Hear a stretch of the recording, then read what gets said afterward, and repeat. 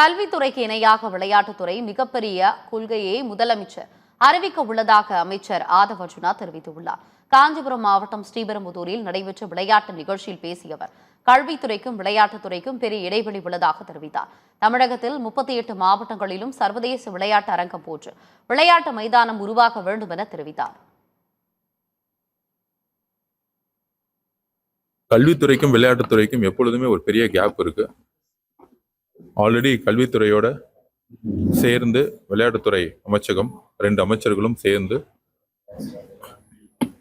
ஒரு புதிய பாலிசியை எல்லா பள்ளிகளிலும் உருவாக்குவதற்கு ஒரு ஆய்வு ஆல்ரெடி ஒரு ஆய்வு முடிஞ்சிருக்கு.